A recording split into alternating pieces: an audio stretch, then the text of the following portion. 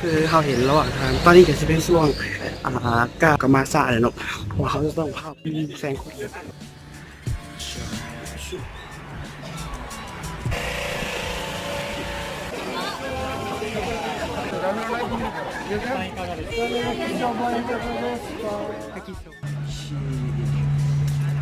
สวัสดีฮัลโหลสบายดีทุกคนตอนนี้เขากำลังหย่ามาโรงเรียนเนาะมื้อนี้กันเป็นมื้อที่ค่อนข้างพิเศษในหน่อยหนึ่งเพราะว่าจะเป็นจะอย่างใดเป็นงานSchool Festival เนาะหรือว่าโนโกได Festival ซึ่งเป็นงานของมหาลัยจัดขึ้นเพื่อเฉลิมฉลองประมาณว่าเปิดห้างขายเครื่องวิสังประมาณนี้แหละซึ่งมื้อนี้เขาก็จะมาจอยกับบัดดี้ของเขาเนาะบัดดี้ของเขาก็เป็นคนญี่ปุ่นซึ่งเขาจะมากิจกรรมก็ขายเครื่องหรือว่าอย่างต่างๆแหละแต่หลังจากนั้นก็จะหลังจากที่แล้วจากนั้นก็สิพาไปเบิ่งก็จะไปถ่ายคลิปวิดีโอแบบว่าภาพบรรยากาศภายในงานเนาะเป็นจังไรก็หวังว่า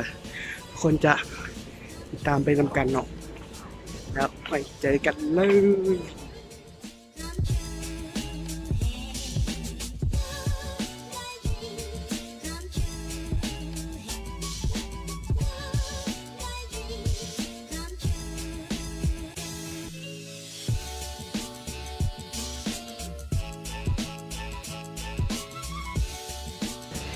คือเขาเห็นระหว่างทางตอนนี้ก็จะเป็นช่วงการกาเกียมจนประมาณจนฮอด1 โมงแหละเขาจะเริ่มเปิดขายพวกนี้ต่างๆซึ่งตอนนี้เขาก็มาซาแล้วเนาะเพราะเขาจะต้องพาไปบูธเพื่อจะไปซอยหมู่เขาเกียมเครื่องโอเคไปไหนดีเมื่อนี้กับเสียงอาจจะฟังดูแปลกๆนะเพราะว่าสบายเนี่ยกะทักกันเสียงมันก็แปลกๆนะแต่ว่าเป็นอย่างเขาแคร์อยู่ละเดี๋ยวทุกคนให้เจอกันดิ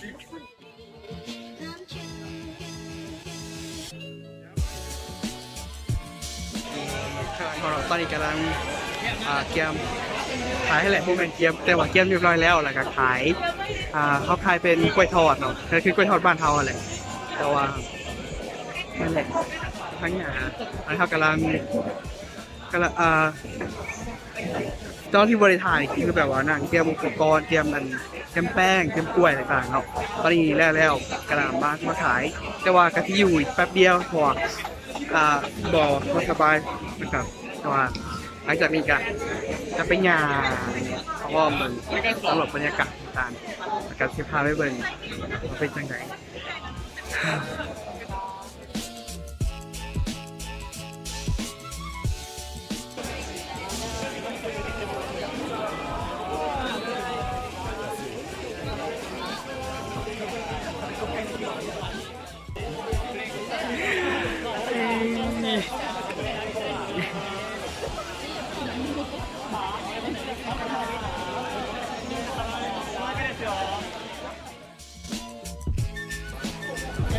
ตอนนี้กันแล้วเลยเนาะเห็นเวียกแล้วก็ออกมาอย่างเดี๋ยวจะพาอย่างตั้งแต่เริ่มงานจะถอดสึกงานมาเป็นยังไงแต่กระชิมอาหารสัก3 อย่างมาเบบี้これいくらですかแบบว่าขายเครื่องจนแบบว่าเจอกระติกมาแล้วเป็นยังไงกัน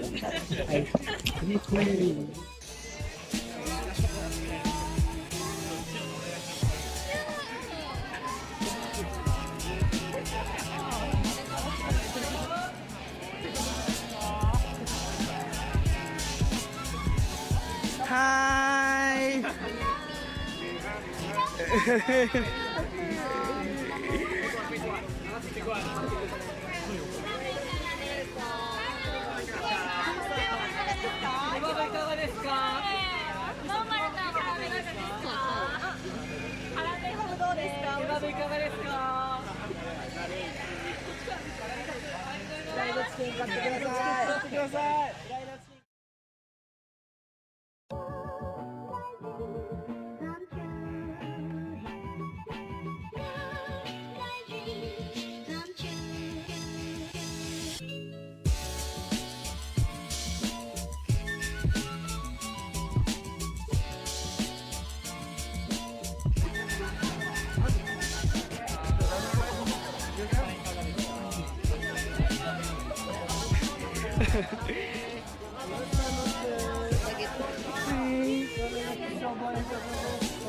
กิโซบะตอนนี้กะอย่างมาเอาอะไรเนาะก็เป็นบรรยากาศ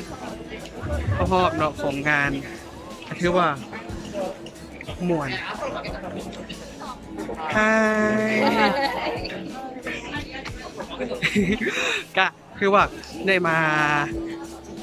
เบิ่งเนาะบรรยากาศพอเป็นจังใดนี่ก็ออกมาอยู่นอกของงานเลยเนาะกำลังจะย่างกลับบ้านซึ่งเอากะ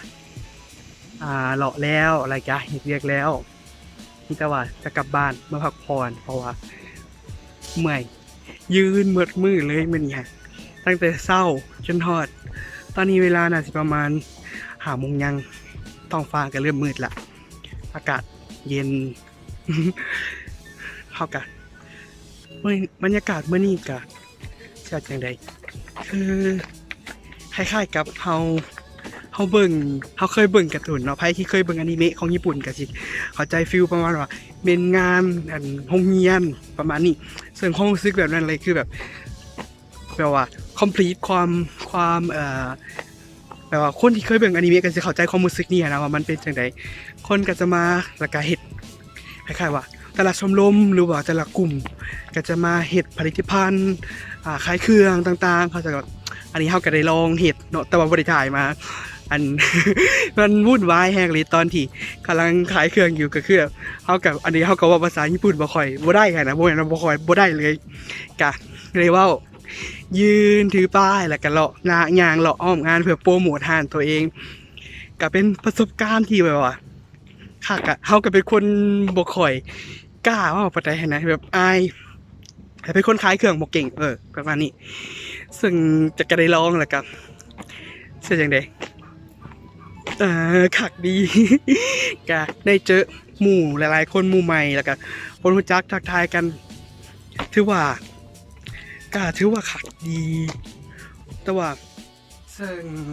สรุปเหตุการณ์แล้วก็สรุปความประทับใจของ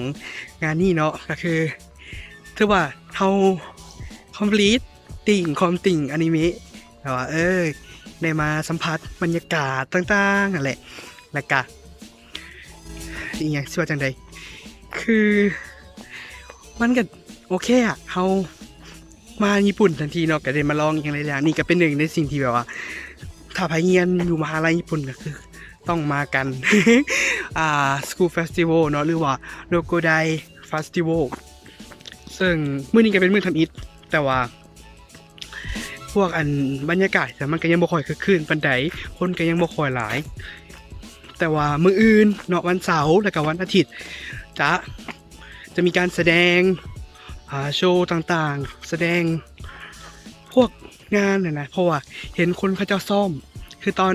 คลิปวิดีโอก่อนหนานั้นประมาณตอนเรือ2 ตอนนี่แหละก็คือเขาเจ้าซ่อมเตรียมการแสดงต่างๆซึ่งการแสดงก็จะไปแสดงมื้อวันเสาร์แล้วก็วันอาทิตย์ซึ่งบางทีก็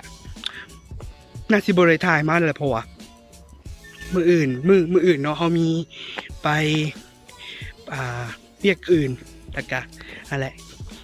มื้อนี้ก็จะถ่ายได้มาประมาณ3นี้เนาะก็ขอถ่ายก็หวังว่าทุกคนจะม่วนซื่นนำกันแล้วก็แบบคนที่เบิ่งมาคนที่เข้ามาติดตามก็หวังว่าจะ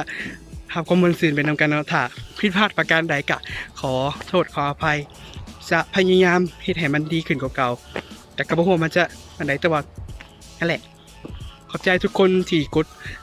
subscribe แล้วก็กดไลค์กดเข้ามาเบิ่งเนาะ โอ้โหสิเว้าหยังแหละแต่